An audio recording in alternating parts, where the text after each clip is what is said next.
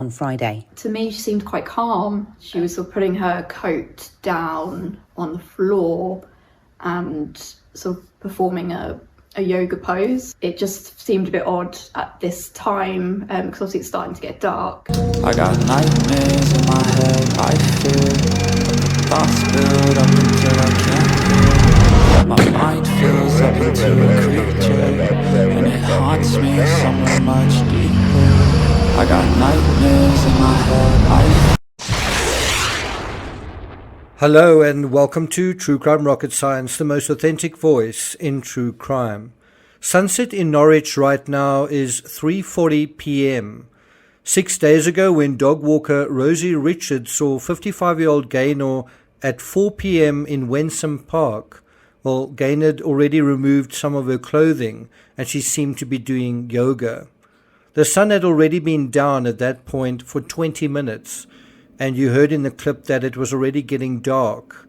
So it would not only have been very cold to be doing yoga, but also fairly unsafe to be alone and after dark. Although law enforcement haven't wanted to comment on Gaynor's state of mind, it's unavoidable. It has to be considered an important factor in this case. There are at least 5 peculiarities in the fabric of this case which may help us understand what happened.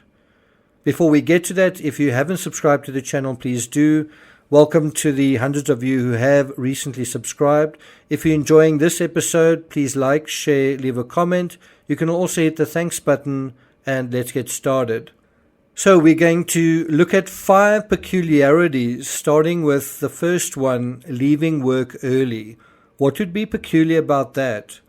Well, Gaynor seemed to leave work without permission, that's how I understand it, and not according to any sort of schedule, which suggests whatever events are playing out on Friday may be related to impulsivity. In other words, leaving work was impulsive. Going on an unusual route was impulsive. Perhaps going to the cathedral had an impulsive element to it as well. And perhaps the events that followed the visit to the cathedral were impulsive too. It's difficult to know how impulsive all of this was without knowing Gaynor very well. Someone has said that her behavior was completely out of character, which suggests that it was very impulsive. Number 2, running and recklessly crossing a road with busy traffic. Now, I did point this out very quickly in the previous video. Gaynor was dressed in sneakers and sometimes appeared to be jogging, except that she was also carrying a large overcoat. In fact, I wouldn't say jogging. She seemed to be running quite fast at times. The impulsivity mentioned above, which can at times be related to poor judgment. Any time that you behave impulsively, it might be that you're under the influence of something. It tends to be related to poor judgment, or judgment that is in some way undermined or compromised. Sometimes we're impulsive when we're in love. Sometimes we're impulsive when we're afraid of something. But the impulsivity seems to repeat itself when she crosses a busy road and comes very close to moving traffic twice in short shrift. And so this impulsivity seems to be combined with recklessness, and that's when you ask the question, are we dealing with poor judgment? Number 3, putting on her coat when she enters the cathedral.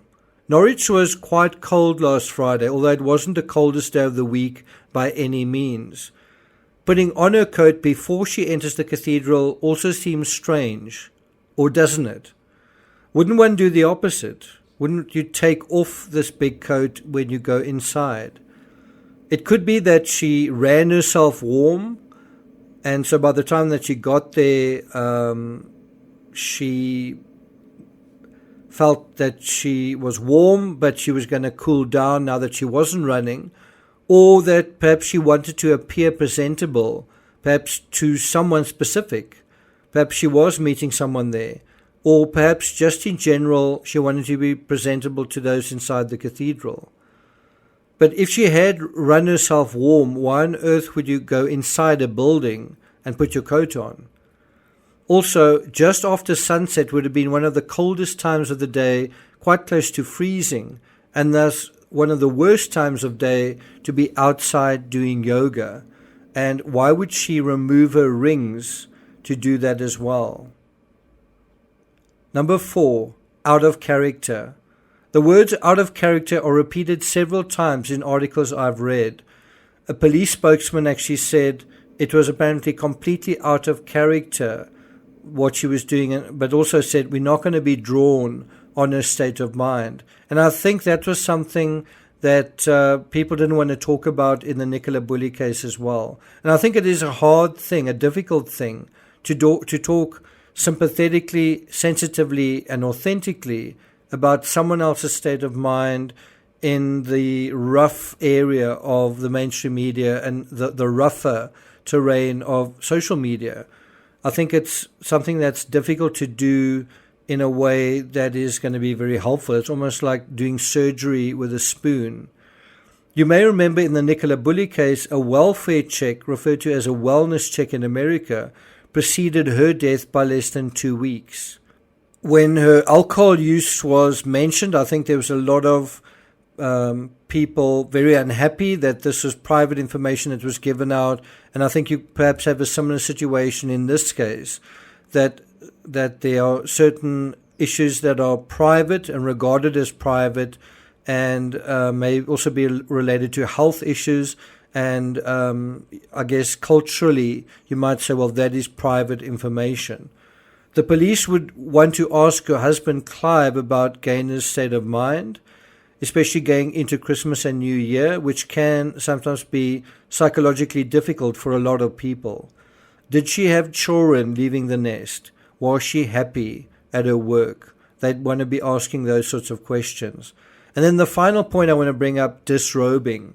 For me, the most obvious red flag in this whole thing is what I think happened to be, it appeared to be yoga to a witness. Now, I don't know whether it was a situation where Rosie Richards wasn't expected. I mean, I sometimes take my dog out for walks quite impulsively, more because the dog won't settle down, my dog.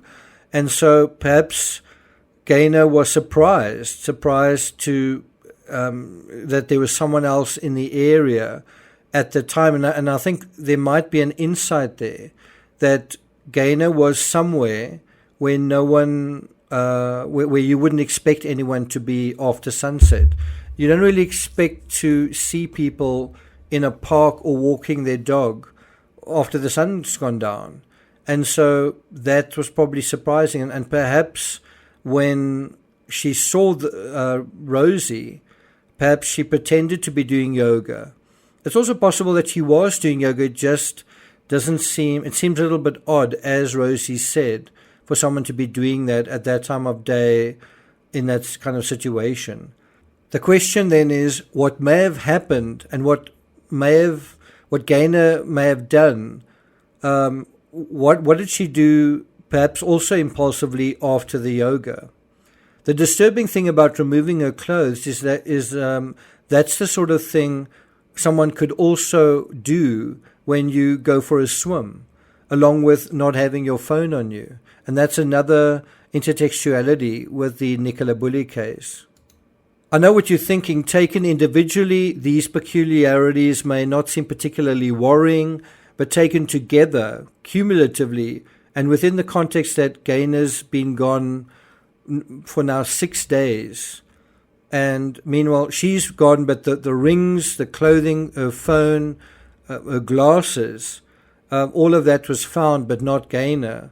Well, that may add up to her state of mind as being really the most significant factor here.